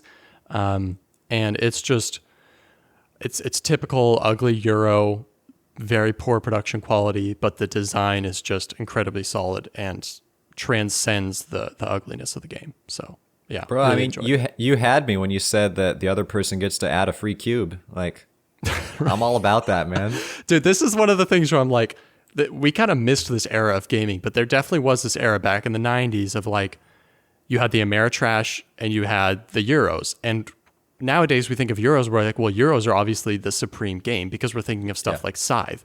But like, this is what Euros were. Like, they were ugly. They were brown. They had as minimal art as possible. They had cubes and, if you were lucky, maybe discs, right?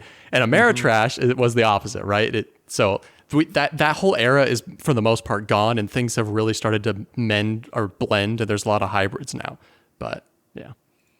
Have you seen the Pro ZD video about, like, Euro games versus Ameritrash games? If I have, it's been a long time since I'll have to send that to you again. There's like he's just making fun of like both sides, and then he's pretending to be like the Euro gamers, like, and you're allowed to trade with wheat and stone, but not fish, unless you're aligned with the Hessian armies. If you'd like to know why, we have included this 80-page educational document at the end of the rulebook.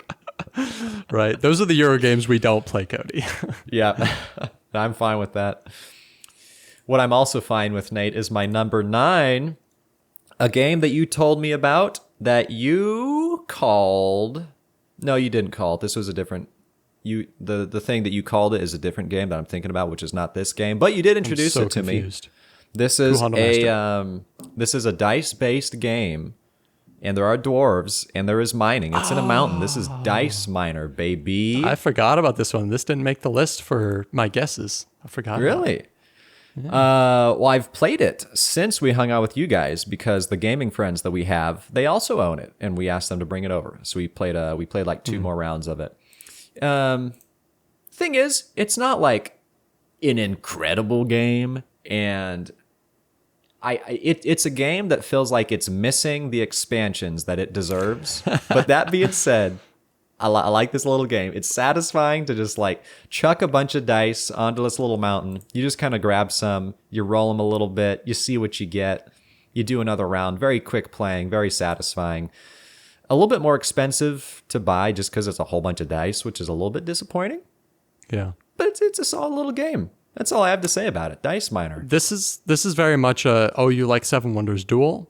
Try this game kind of a game, in my opinion. Same style drafting, where you uncover the next thing. Except you can see the entire row, whereas Seven Wonders Duel, you're unveiling things. Yeah. No, I love this a lot. This probably made my list for last year because that was when I played it first. But yeah, Dice Miner is, like you said, it's very simple. And I think I remember when I first played it, describing it this way to you, like, this game's really simple. There's not very much depth to it, and I just keep playing it. You know. So I want there to be an expansion for it. Is the thing? Right. Why is there not an expansion, bro? it's just nobody knows about it, man. It's not popular. Oh, interesting. I got a flipperooski for. I was trying to find where it is on my list. Tea Garden was 47. This is 48. So I actually switched them a little bit. Interesting. All right, my number 8 is a 2024 game. This is a Danny Garcia of renown from Arborea. And this game is so involved and so complex that I'm not even going to bother trying to explain really anything about it. It's called Daitoshi. That's fine. Okay. And it's utter insanity. The player board itself looks like an entire game board. There's basically there's a big it's a rondelle system. And so there's a few basic actions out on the board that you're moving around to, taking the actions. But it's very upgradable. And so as the game goes, people are building things to this general rondelle that make actions better and better. And so the actions are the main actions that everyone's taking are getting stronger. There's like 4 different. Danny Garcia loves his multiplier scoring. And so he'll do a lot of things where like you're moving on a track and that track is a multiplier for this thing, right? So there's a lot of that in this game. Not brilliant, beautiful design, very high quality pieces and everything. So yeah, Daitoshi's fantastic. It's very high rules overhead, but once you get a player or two under your belt, it's very, very impressive. So I'm looking at it. I can see the Danny Garcia in it, even like in the iconography a little bit. Like I wonder if there's a similar graphic artist they had for like Arborea maybe. Yeah, Just maybe. kind of it's got some similar vibes. This looks like a game I'd really like. Do you own it? Yeah. Or is this from your... Oh, you own this one. No, I do not own this one.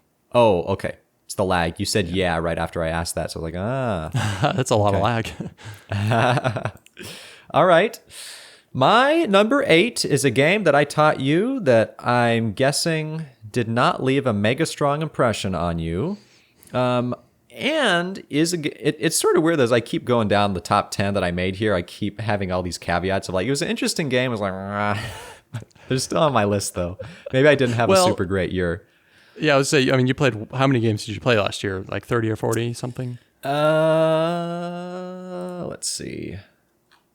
That's number of games. Where are first time played? 39, yeah. Okay.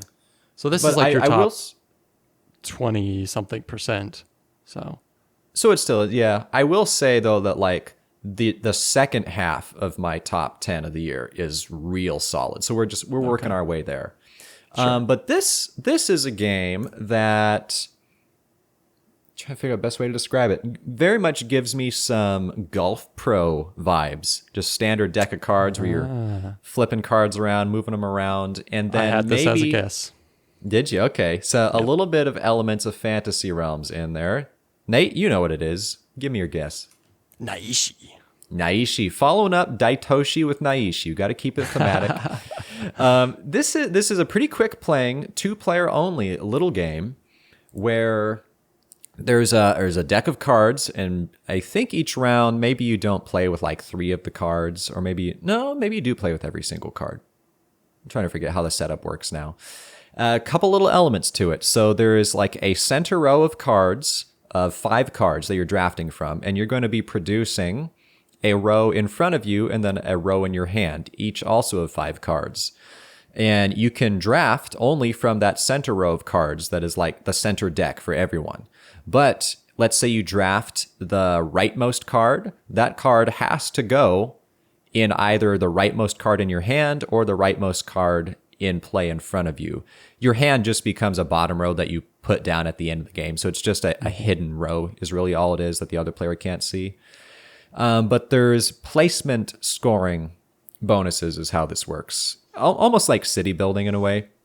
But it's like each card has a slightly different way it scores. It's like, if it's next to this card, it scores this many points. If it's in the corner, it scores this many points. If you have this many of this card in the proper place in your board, then it scores this many points. So you're just trying to get the best scoring 10 cards you possibly can.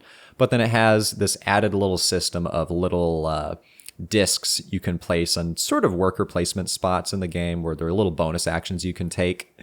But it's kind of fun. One of those actions that you can take, only one person can take it over the course of the entire game. And what it does is it locks in one of your workers. So now you're short one worker the rest of the game, but you get to swap one of your cards with one of your opponent's cards. And sometimes it's like that just sort of looms over the game. So you almost just want to take it early just to get the stress of it gone, even if it's not for a super optimal action.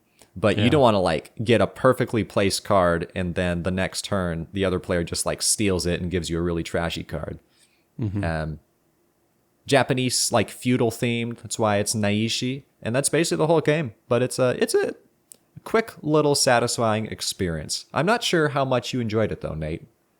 Tell me We more. only played it one time, I think. It's on Board Game Arena, so we is can it? definitely Okay. play it a bit on there, and I can get into it a little bit more because I enjoyed it. I don't love the scoring. I mean, that kind of scoring to me is not that interesting, but the actual mechanics of the game are pretty fun, and the hidden bottom row, your hand, is also a cool element to that game. So yeah, it's not bad. I enjoy it. And there's expansions for it that I want to get that probably change up the scoring a bit, add some more opportunity. That's kind of that's my main complaint about it.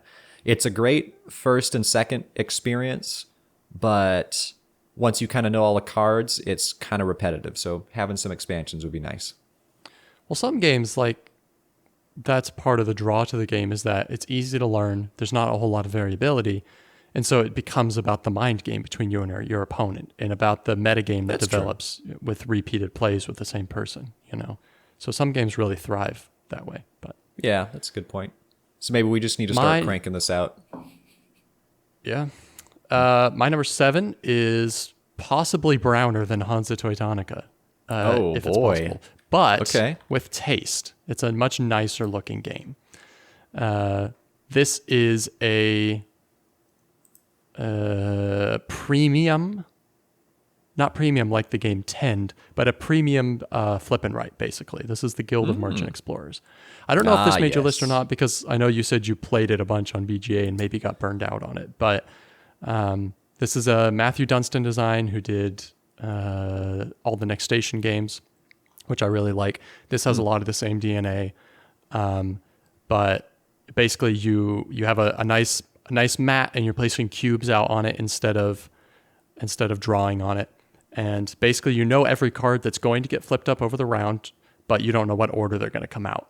And as they come out, you're exploring different like seas and lands, different types of terrain, trying to, the terrain's all split up. So you might have like a clump of 3 of the red terrain and a clump of 4 of the greens, like just spread out all over the map. And you're kind of trying to fill in all of one section because then you get to build a city there, which is really cool because at the end of each round, you remove everything off the game board, off of your board, except your cities. And then those cities are the places that you get to jump out from going into the following rounds, right? So getting those cities out there is really cool because you're not starting from just that center spot every time, but you're expanding your reach and your bases that you get to play from. So it's really fun. Anna and I both enjoy it a lot. We've played it a bunch. Definitely staying in the collection. It is really just a roll or a flip and write if you think about it, in a Ticket to Ride size box. So that's one of the downsides. But yeah. I like this game a fair amount as well. It did not quite make my top 10. It may have if I hadn't played it out, because you can solo it on Board Game Arena, and I just kept knocking games out, and I was like, I just didn't want to Yeah, play right. it. Like, Yeah. I'm still down to play it again for sure. Yeah, it's the fact that there's different maps that changes things up a little bit. It's nice to have a little bit more But variety. I don't think it ever got an expansion, which is surprising because it was did it not? I think it was a Spiel des Jahres nominee. So I mean, it was pretty popular. But And what is this, like 2019? no, I think it's more recent than that. Is it that? Oh, 2022. Okay. Yeah. I will say probably playing the physical game might be more fun than Board Game Arena. Board Game Arena is certainly going to be more smooth, so you don't have to like do the cleanup all the time, but having the little pieces is And all the more mats have that satisfying. nice like tapestry texture to them and everything. Yeah, yeah. Yeah. It's quality, high quality. All right. Well, Nate, we're going back to the Japanese theme. I've got another Japanese game, also 2024, to add to the list. This game has a unique put some stuff down, and then depending if you put the stuff down in the right combination, you can score later stuff. I'm talking Let's Go to Japan, which you introduced me to. Did you introduce this to me on Board Game Arena, I believe? I feel like that is where probably. we played it. Yeah, because I'd so. never owned it. So yeah. Okay. Well, now I own it. I played it a couple times with Kirsten. We need to break it out again because I'm starting to forget fully like all the rules. Clever little game. Very charming game. I'm a fan of like Japanese stuff. It's just, I don't know, it's fun culture. And this game kind of like plays into that. It's got a lot of the, I don't know, like the Japanese shrines and the little stores and the shops and the places that like you can visit. Not that I've been to Japan, but I've watched lots of videos, so I know. All right. And the function of the game is you're planning a week. I forget if it's all 7 days. It might just be like 6 days of like time that you're going to spend vacationing in Japan, and you're planning out the different trips you're going to do. And I think you can only put down 3 cards in every day of the week, but each of those cards gives you little symbols, and whatever the third card you play in each week, that has some prerequisites at the bottom that if you meet with symbols earlier in the week, you get to score it. So I have not played Far Away, but if anyone has played Far Away, I think it has a similar concept where stuff you have placed before qualifies you for scoring stuff later. So you have to put things down in the right order, which is kind of fun. Yeah. And there's a couple other elements to it, like you have to... There's 2 cities you're playing. You're doing Kyoto and... What's the other one? Is it just Tokyo? Yeah, Maybe? Tokyo and Kyoto. Okay, because it's all the same letters, just mixed around in a different order. But if you like play both of those cities like in a row on top of each other, like in the same day or in between 2 days, you have to have a train token to travel between them. So you're trying to be as efficient as possible. Try to put all your Kyoto days on one side and then your Tokyo days after that. So yeah, there's just a few little elements like that. One thing I like about it is that you can get special train tokens that actually give you points. And so it actually rewards you for going back and forth between the cities if you've accumulated some of those. Some of those train tokens. So yeah, I'm about that. yeah, this is a fun game. It's very solo, very multiplayer solo. Even though I guess you are drafting. It's always weird because I've only played it solo on BGA, and I think maybe once or twice with you. It's like turn-based, so I've never had that like real feel of we're drafting cards and stuff. But it's not super interactive, but it is a lot of fun. Yeah. All right, my number 6 is Tell me more. a good old Stefan Feld, nice and I would say ugly. I don't think it looks very nice. All right, this is Castles Bora of Tuscany. Bora. Oh, okay. Castles of Bora Bora. Yeah. This is just a mechanism salad, just like all good Felds are. I know I talked about this pretty recently because I love the dice selection mechanism where the number you roll dice and then those are your dice for the round, right? Typical dice placement. But there's like 6 different actions. If you place a 6 there, you get to do it 6 times, and if you place a 1 there, you only get to do it once. So bigger numbers are better. But when you place a die, it has to be lower than any other die that's already on the action, right? So by placing a 1 or a 2, you box out somebody who has higher numbers for that action. So that's really cool. The rest is just set collection, area control, contract fulfillment, mechanism salad, but it's a fun game. Nate, my friend Andrew, you know Andrew, he went to Bora Bora. Did That's he? all I have to say. Yeah. I don't even know where Bora Bora is. I'm assuming in like it's a Pacific island, but I think, yeah, like Island Chain or something. dude, there's so many pretty. freaking islands in the world. It's insane. Dude, like, No, that's there's a lot of islands. I know that's not exactly like revelatory statement, but like there's a lot of just little tiny islands that nobody really knows about. So anyway, That's true. Let's go find one. We'll claim it, make it our own. All right. And on that island, Nate, we will start employing the concept that is also a title of a board game, which happens to be my number 6. Yeah, you got it. Ooh, I'm good. Golden Harmonies. This is a game that I bought on a whim. Because here's the thing, I like heavy games, I like complicated engine builders and all that fun stuff. It's just, if I buy them, I'm spending a lot of money, and then I'm unlikely to get them to the table very often. However, if I have light playing games that are still nice and strategic, and maybe have a nice theme, I will get them to the table a lot. And that was the case with this game. And it was good because I was looking at it, I was trying to look for new games, has a funky cover on, I think I saw it on Board Game Arena and BGG, which is probably why I kept seeing it. I was like, that doesn't look interesting. And then I looked into it. I'm like, okay, that sounds interesting. And so I bought it. And yeah, that's Harmonies. I don't know why I was leading up to that as though I hadn't already said what the game was. Guess I forgot. But this game is a Cascadia reminiscent style game, but much more interesting to me than Cascadia. You're drafting some animal cards that need specific combinations of ecosystems to score, kind of like Arborea, actually, where you need a little combinations of terrain in order to get them scoring. And you're basically putting out these little cubes for each of the critters. Each space that you make, it's like a little hex map that you're putting these just discs, terrain discs on, and then one cube can occupy those discs. But besides that, why it's reminiscent of Cascadia is that the terrains all have different ways that they score. So it's a combination of you're trying to satisfy the requirements that each of your critters need. Like your otter needs 2 greens in a row followed by a little blue river spot, and then you can place him and score an otter. But then water spaces score in a particular way, and the forest pieces score in a different way. So it's just it's a solid, quick playing, but highly strategic game where you're trying to get the most efficient combination of cards. You're trying to get the harmonies, if you will. And I've cranked out a lot of plays of this.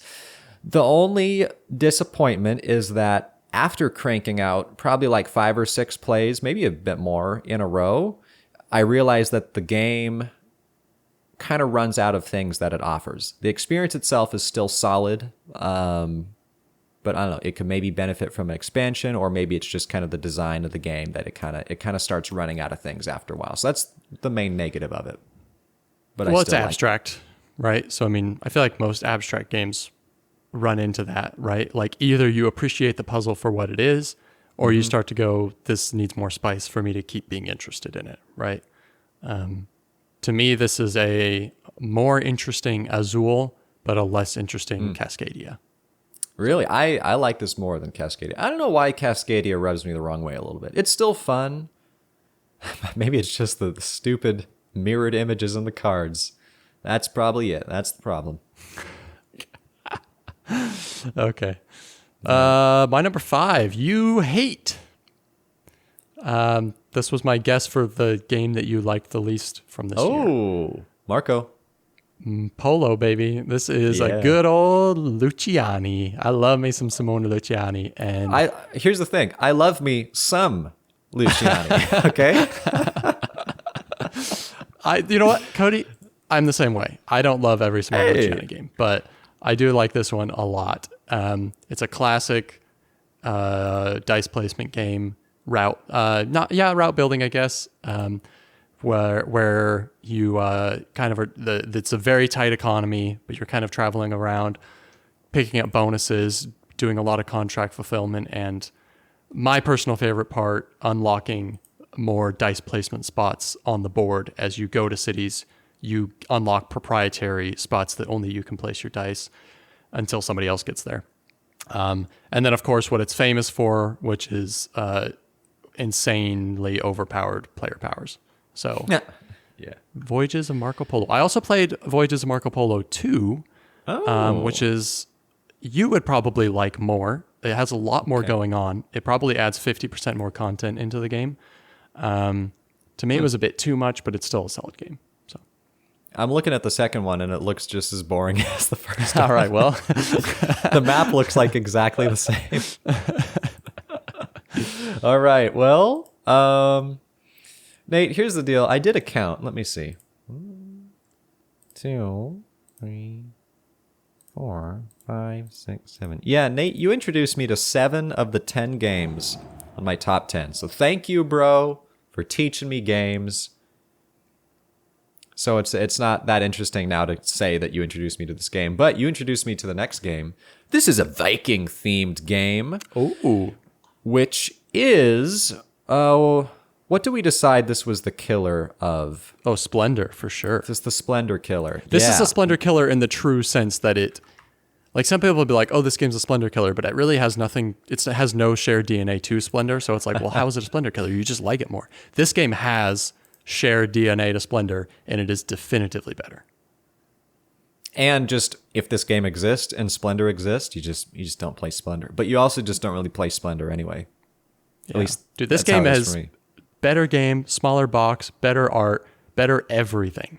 And so yeah, that's my number 5. All right. No, we're talking about Gnar. Gnar the game. You offered to teach this to me a couple of times. And you're not supposed to judge a book by its cover. Well, don't judge a game by its name, because you said, yeah, dude, we should play Gnar. I'm like, what is Gnar? What is that? That gives me no information. That's not interesting. Nah. But then we played it on BGA, and I want to own this game because I want to teach it to Kirsten. I think she would like it. Very satisfying little game of, you have, was it 5 total different color cards that you're drafting. And depending on the card that you draft, there's a slot above it on the board that tells you which color of a different card you have to take. So it's like if you take right? I'm trying to remember how it works now exactly. You take maybe you take a blue card and it says now you have to take a yellow card. So it's like you can't just stack up on all the blue cards necessarily unless you have the right combo. And every time you place a card into your little tableau, let's say you place the second red card that you have, you activate not only that red card's little bonus, but you activate the bonus of the red cards that's beneath it. So you can get these nice little stacks going where that's how you may want to mess with someone. Let's say they already have like 4 red cards out. You may want to draft the one available red card so they can't take it because they're going to place that red card, get like 5 resources all at the same time, which is really strong. But then it has a Dale of Merchants style element where the cards you're collecting, you can then trade all of them in to like meet an objective. You're satisfying a little goal card that gives you points, and we're starting to really just explain how the whole game works now, but the cards that you draft give you a little extra bonuses that also start stacking. And this is a race game, so it's the first person to, well, I guess the game just ends once you pass 40, and then whoever has the most points at that game wins. So it's a sort of race game. Yeah, very satisfying. Very fun game. I want to own it, and I don't have it, which is sad.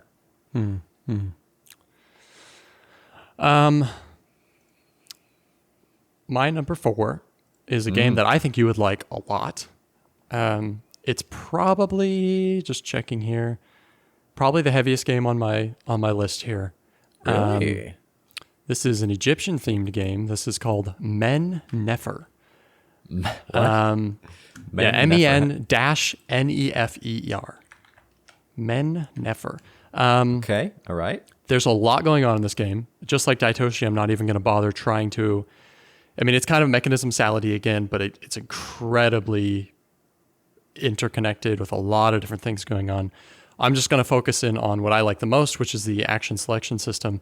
Basically, every round, I think there's 3 rounds. Every round, you're going to get 9 actions, and there's 3 different types. One is placing a worker, which I believe lets you move on the associated track where you place the worker. The other is to move a worker that you've already placed over, And when you do that, you get to resolve the track that it's associated with. And then the third type of action you take is drafting a new action tile that will affect future actions.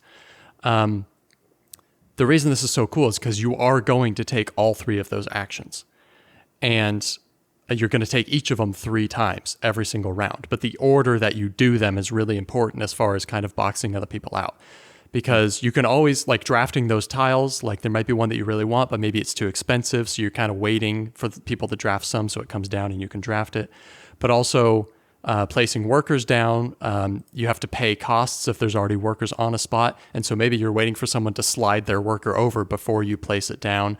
So there's a lot of like mind games and kind of Cold War stuff going on in the importance of how you take these different actions. But it's a brilliant game. There's so much going on. It's a very good production, and I've played it a couple times. It's one that I see myself maybe owning in the future, but I just don't know how often I would table it. And I would be taking a gamble that Anna's going to like it, because if she doesn't, basically I would just never play it, because I'm not going to just teach this to other people. So it's pretty insane. Yeah. Yeah, it looks pretty convoluted. I do like the little boat meeples they got there. Those are pretty clever. This game has some pretty good components for sure. Building pyramids, and there's a lot of like screen printed wooden pieces. Yeah, no plastic trash in this game. Okay. Here's the deal. I don't like screen printed wooden pieces. A lot of games are doing that, and I don't know, it's just the fine detail on a little boxy meeple shape just looks real funky to me, and I just don't like it. I don't love it, but I like it more than stickers. Like a lot of games have come with stickers that you put on meeples, which always looks bad. Never once seen one that looked good. I like it more than plastic pieces usually, because plastic just feels cheaper. Yeah, wood's better. Well, I've got a number 4 that I know you like quite a lot. Is this new for you this year? I'm not really sure. I guess we'll find out. I thought it was, according to our top 100. Maybe I even am about to identify your number 1, so hopefully I'm not spoiling anything. This is Darwin's Journey. Got another Luciani game on the list. Yes. I will say, again, I think I'm starting to play out the game just a little bit, so I might need to back off and wait a little bit before playing more of these games. Maybe it's just because I've lost the last couple of games that we've played, so I'm like, it has an impact. A bit of a slouch. Yeah. But let's see. This is 2023, so a couple years old now at this point. You can definitely feel the Luciani vibes in it. Luciani likes doing this system where you have to catch up with a certain stage in the game in order to score more points. And if you're a little bit behind, you're like not allowed to score as many points as you could. I love that in Barrage. Barrage, you have to progressively produce more energy every round in order to... It's less punishing in this game than it is in Barrage. It is less punishing because you're incentivized to keep your ship matched with the neutral ship as much as possible anyway. It's not just that you qualify for scoring. It's like you can stop off in little spots. You can drop off new workers on another island and they can walk around and collect things. There's this game, it has a knack for you do a thing and then that lets you do 18,000 other things. But not every time. You've got to work your way up to get those nice turns. Basic concept, I think we talked about this a bit in depth in the previous episode of the top our top, what do we do? Just how our top 100 games changed, not actually giving our top 100 games, but anyway, whatever. But there you have a collection of workers you're putting out on the board. Each of them has a different colored symbol attached to them, which is dictated by like the cards you select at the beginning of the game. So each person can have slightly different specialized workers, and the worker spots on the game, you can only go there if you have a worker with the right colored symbol. But some of the more advanced spots require multiple symbols, and so you can actually increase the little wax seals attached to each of your workers and customize them more and more. They'll make them more powerful. You can get more points at the end of the game because of that. You can qualify for objectives. Very satisfying element of the game. And then, of course, it has the Luciani thing that I really don't like as much, but it's like, one person went here. Now, basically, no one can go there the entire round because you can't pay the right amount of coin to get it, and coin's hard to get. So it's kind of a... That's why I have a tougher time with... what's the game, Nate? What's the game you really like? Lorenzo El Magnifico.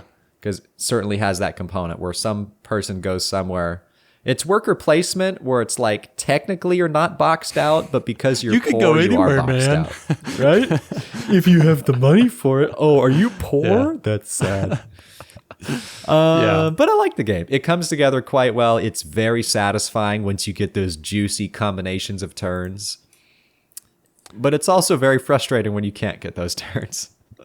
It would be really fun to try and table this again. If Kirsten's down or with Anna, I know Kirsten has some reservations about it, but it would be fun to play this 3-player, or at the very least to play it with the 2 of us with the Firelands expansion, because that does Firelands. Whoa. Yes, that revolutionizes the exploration. So instead of just the 3 islands, there's like maybe 5 islands and 3 different ship tracks. Like, it totally changes that part of the game. To the point that, like, Anna and I had played this 3 or 4 times, and then we got the expansion out, and as we started playing it, we're like, maybe this is still too much for us right now. Like, it just totally, it adds so much, but it's fun. Wow. It's fun. Okay.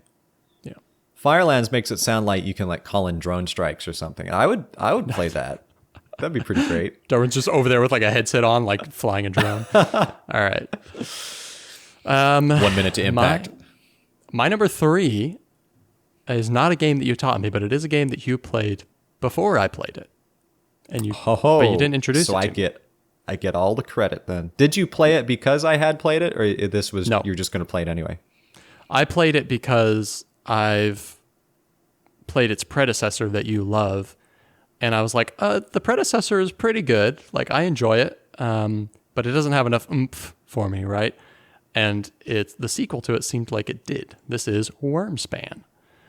I think Wingspan is delightful. I think it's fine. I know that you're addicted to it on a different level, but Wormspan I was really intrigued by it because I knew it added in a lot more stuff. It adds in that guild track that you're going around unlocking some bonuses.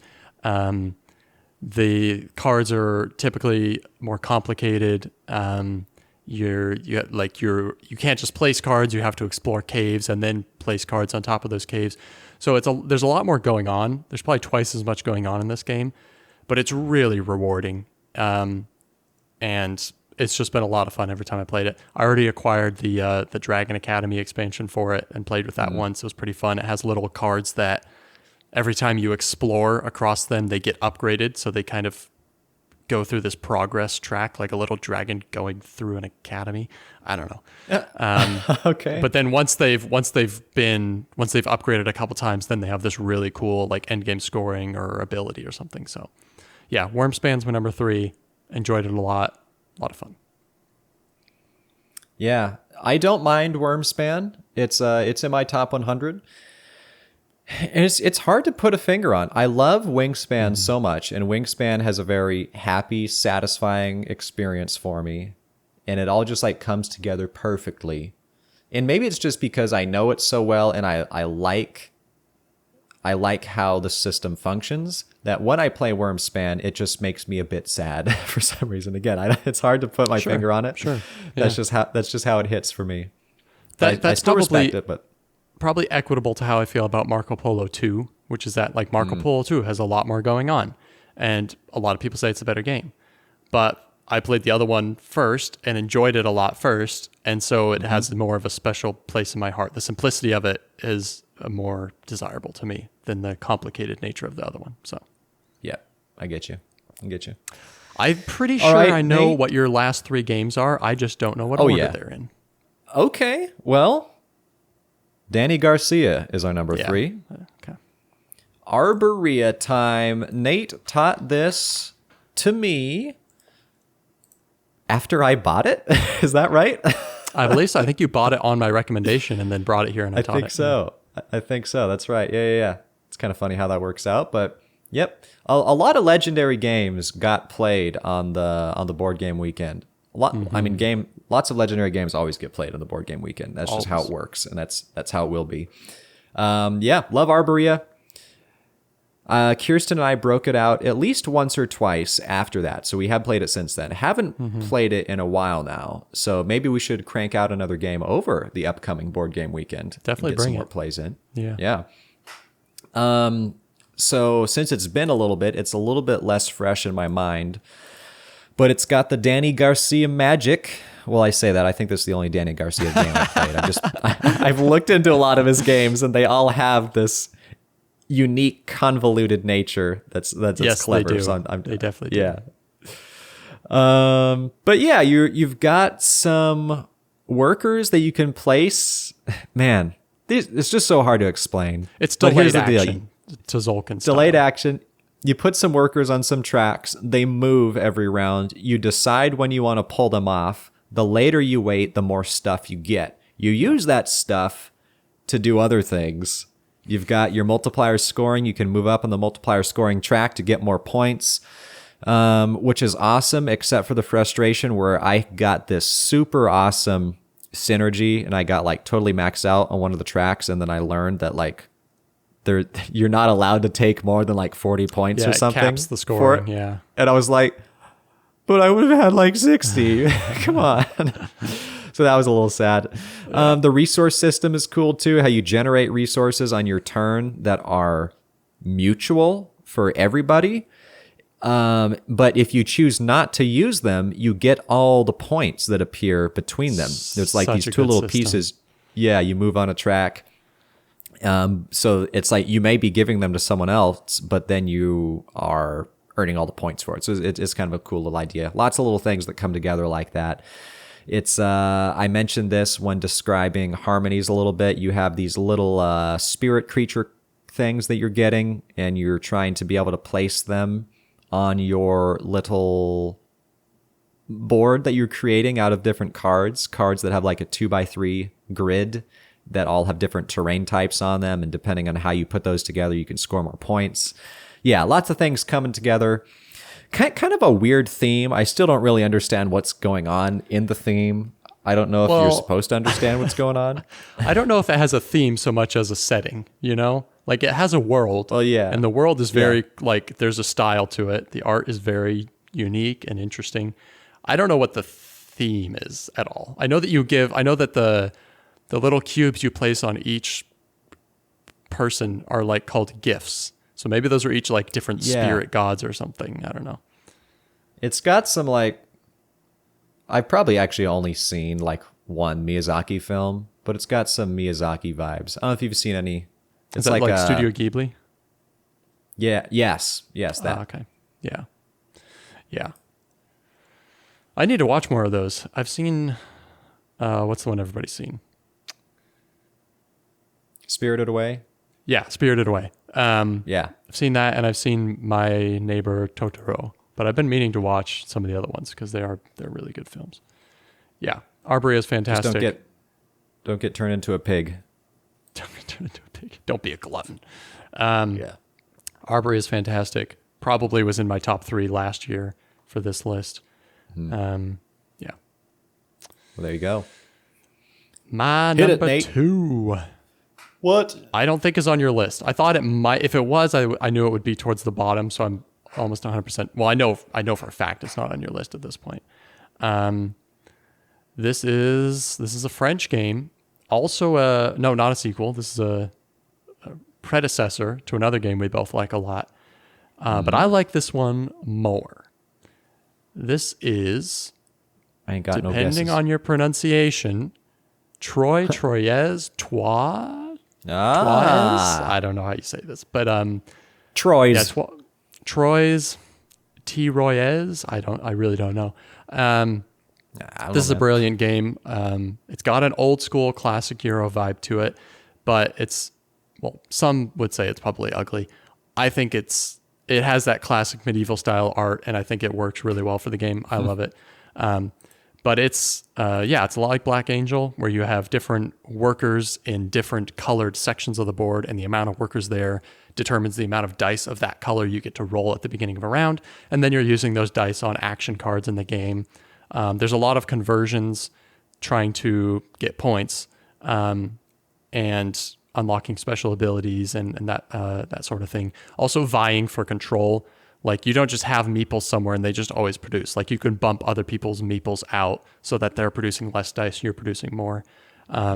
So it's got some good old-fashioned meanness in it, especially because you can buy other players' dice, which is really spendy, but it can be really, really beneficial to you and crippling to your opponents. So that's a lot of fun. And then the other part I really like, because it's like, all right, it's going to cost this much per the die per how many dice total you're using for the whole action. Yeah, it's so hard to explain. It's the hardest part to explain in the game. But once you understand it, it's super easy, but it's so hard to explain it. The other thing I really like is everybody is dealt 2 endgame scoring cards, and they'll pick one to keep. And they keep it secret the whole game, but everybody's going to get to score it. And so while you're playing the game, you're kind of trying to pay attention to what the other players are doing, trying to figure out what they're leaning into and trying to deduce what their endgame scoring card might be, because you're also going to score the ones that the other players at the table have. You just don't know what they are until the game's actually over. So yeah, it's got a lot of really good stuff going for it. Definitely a game I'm going to own in the future. That is Trois. Yep. I don't mind this game. I'm always down to give it another play. But yeah, I didn't quite make my top 10. But I respect the choice. You like Black Angel more, I'm assuming, even though you haven't played that in a long time. I haven't, and I sold it, and that's that. But yeah, I do like Black Angel more. Yeah. Well, Nate. Okay, let me guess here. Haha. Mine's a 2-for-1 special is my number 2. Your number 2 is a 2-for-1. Ah, okay, so this is Great Western Trail. This is Great Western Trail. This is standing in for both Great Western Trail and Great Western Trail New Zealand. Though I do have those as 2 separate games in my top 100, but it just didn't really make sense for the purpose of this list to like list them separately. We're gonna yeah, of course. One's just a more advanced, I suppose, adaptation of the first game. Do you have them separately on your top 100? I do. And Great Western Trail I have higher than Great Western Trail New Zealand. So this also stands in. Yeah, baby. Nate taught this to me, I believe, on Board Game Arena. Do you own this? Do you own it physically? I own the base game, yeah. Okay. And then I chose to buy Great Western Trail New Zealand. So I was able to table that this year, shortly after Great Western Trail. Great Western Trail New Zealand is fun. It's just similar situation, I think, for me from Wingspan to Wormspan, where you add in more interesting things, but it just changes it a little bit, and it makes me miss a little bit the classic vibe of the original game. Even though the original game we're talking about is the second edition, because this is GWT second edition, so many revisions out here. But yeah, awesome game. I love the system of you have a deck of cards. It's a deck building game, and you're progressing along a little trail. It's got some little predictable stopping points. You know where you're going to be stopping. There's little buildings that give you little things you can do, little actions. And some of those cards you may be discarding for different things over the course of the round, or the course of it's not even a phase. Each person is doing their own circuit, and they just complete it whenever they're done and then restart the next one. So over the course of that, you're playing these cards. And once you get to the end, depending on the diversity of the cards in your hand, you get to score more stuff. You get more coins. You get to place a disc off of your player board. You've got some engine building going on. You're trying to, I guess, almost kind of barrage style, produce as much stuff as you can at the end of your own little circuit. Yeah. So it's got some similar vibes there. Fantastic little game. I like the deck building aspect of it. That's probably why Great Western Trail New Zealand is a little bit less appealing. Is because there's no trash action. That's right. There's no trashing. Yeah, there might be like 1 or 2 things you can do. What is it? I think it's like you can combine 2 exchange tokens or something to trash 1 card. Yeah, which is something brutal. Like that. It is hard. Yeah, that's rough. But it's great. It's really fun too because there's different approaches you can take. You can go the full cow mode where you stock up on the cowboys. Cows are cheap for you. They score you points. They can help you do objectives, or you can go the worker mode, which none of us have still really tried. I kind of tried it last game, but I didn't go very hard into it. And you can Like just the builders? produce lots of buildings. Yeah. Yeah. Oh wait, did I say workers? I meant builders. Yeah, build right. some stuff. There's the station master, which is, I don't know. I did pretty well with that last time we played. You did. I only lost by a few points, and those were the only workers I bought the whole game were the station masters. Really? But you Yeah. got rid of them every time too because you kept taking station masters. But it gave you like 5 permanent certificates, which is pretty Dude, crazy. I only bought one cow the whole game, and it was like on my last time around, and yet I delivered discs higher up the trail Which for is the most crazy. part than you. Yeah, For the most part. I still got New York. I got New you York. did, so there and you go. beat me by a few points. So And kids, if you don't know the game, this is just pointless to you at this point. But I just want to say, at a very satisfying moment in the last game where we played, where I had got my hand limit up to 6 cards, and I had fixed my deck such that I only had 6 cards. So I just kept, I discard a card for an effect, and I just draw it right back up. That was fun. took all the randomness out of the deck builder. Right, dude? That's how you do it. The best Full deck circle. builder is where there's no randomness. Just Funny. Yeah. It's a hand builder at that point. Yeah. It looks really good too. It's a really good looking game. So especially when you compare it to the first edition. So Well, Nate, what is your number 1 favorite game you played you this already year? said it, man. My number 1 favorite game, currently ranked number 4 overall for me. This Whoa. is Simone Luciani. Yeah, Hey. man. Darwin's Journey. The Darwin's Journey, yeah. I bought this game kind of on a whim, and I'd always ignored it because, I didn't. The cover made it seem like it was light and kind of boring. Has a Takedo-esque cover, so I always ignored it. Theme didn't interest me very much, but somebody else was talking about it on a podcast, and they were all like, "Yeah, subverted expectations. Really liked it." So I started looking into it. I was like, "Wow, people really like this game, and it looks really cool." So yeah, just went out on a limb, bought it with the expansion, and I have absolutely loved it. I just love the idea of upgrading your workers, specializing your workers, right? Where it's advantageous to diversify because then they can kind of go anywhere, but it's also advantageous to really bear down and lean into one color because then you can get really strong actions in certain areas, as well as trying to complete those character cards. So those need a certain combination of seals. And then also whatever those randomized actions are that come out at the beginning of the game, you're kind of like, oh, I want to collect 2 blues and a yellow on one of my characters so that I can start using that action, right? So just, I love that customizing workers. And then all the exploration and the cascade of different bonuses you get, one thing leading to the next can be so hard to keep track of occasionally. But yeah, a lot of fun. So that's my number 1, Darwin's Journey. Solid game. However, not as solid as the number 1 game, Which we've already talked about. which we've already talked about, our game of the week. My number 1 game of the year was Revive, baby. Beautiful. We already talked about it. I love it. Great game. Where does this sit for me? Let's see. Top hundo. Number 8. So this is I believe the only game of the year that made it into my top 10. Which, I mean, it's not like every year a game will make it into your top 10. That's actually kind of rare. So if that speaks even more for it, then there you go. Yeah.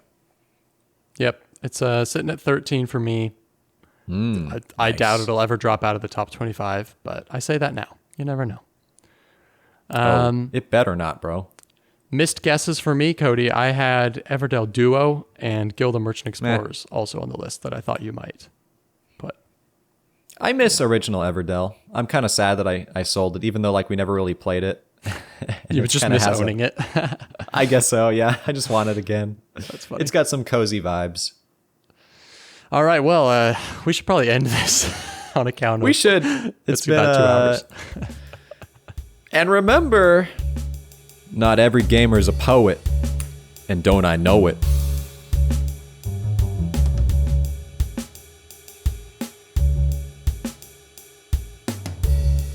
Something, Cody? something. Here's my plastic. What are the lines? I don't the know what you're wrapping talking worms. The wrapping worms. Oh. A to the T to the attitude. Remember the poor rapper Yeah, worm yeah. scheme? Yeah. I don't remember any of their other lines, though. But good old Worms 2 Armageddon. Oh, classic. Missed that game. We should stream that, bro.